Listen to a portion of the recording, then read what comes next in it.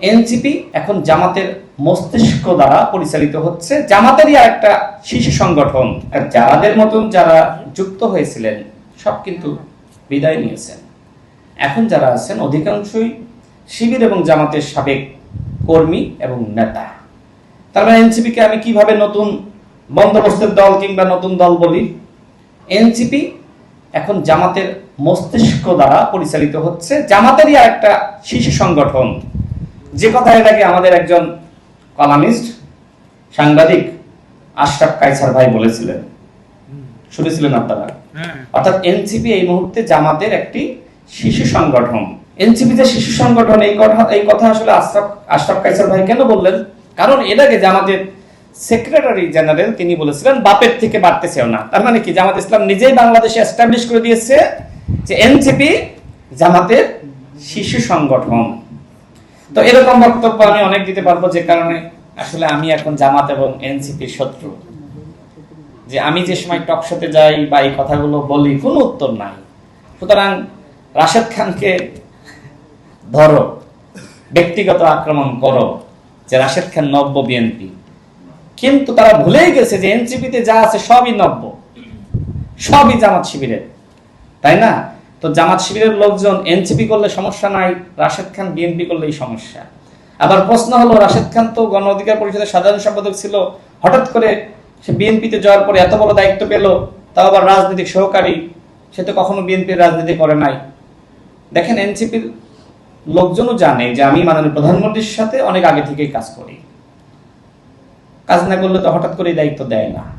তো আমি সবার উদ্দেশ্যে এই বিষয়টি পরিষ্কার করি, বাংলাদেশের বর্তমান প্রধানমন্ত্রী জনাব তারেক রহমান তার নির্দেশনা মেনে তার নেতৃত্বে 2022 সাল থেকে যুগপৎ আন্দোলনে সম্পৃক্ত হওয়া এবং তার সাথে অনেক কাজ করা, বিশেষ করে যে সময় আবারও 2024 সালে কোটা ফিরে আসলো, যেহেতু 18 সালের কোটা আন্দোলনের নেতৃত্বের জায়গায় আমি নুরুল হক নূর এবং এখানে তারেক ভাই আছেন আম জনতা দলের সদস্য সচিব, আমরা নেতৃত্ব দিয়েছিলাম। তো কোটা আবার ফিরে আসলে আমাদের কাছে মনে হয়েছিল, বিশেষ করে আমি এবং নুরুল হক নূর যেহেতু গণ অধিকার পরিষদের সভাপতি এবং সাধারণ সম্পাদক ছিলাম, সে সময় আমি বর্তমান স্বরাষ্ট্রমন্ত্রী জনাব সালাউদ্দিন আহমেদকে বলেছিলাম যে এই আন্দোলনে এক সময় না এক সময় শেখ হাসিনা বাধা দিবে, আর বাধা দিলেই বাধবে লড়াই। সুতরাং আমাদেরকে প্রস্তুতি রাখতে হবে।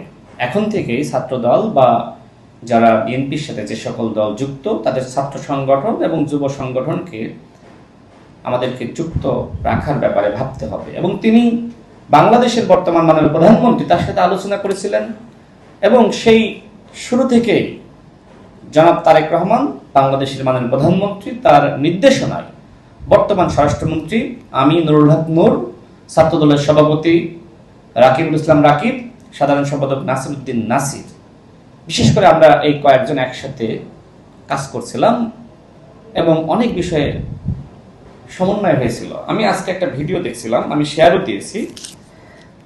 গতকাল তো 31 জুলাই ছিল, তাই না? আমি আপনাদেরকে যদি দেখাই এই ভিডিওটা, একটু দেখবেন। নিউজ 24-এ এই সংবাদ ওই সময় প্রকাশিত হয়েছিল, আর অন্যান্য গণমাধ্যমে এসেছিল, তবে আমি শেয়ার দিয়েছি। দেখেন।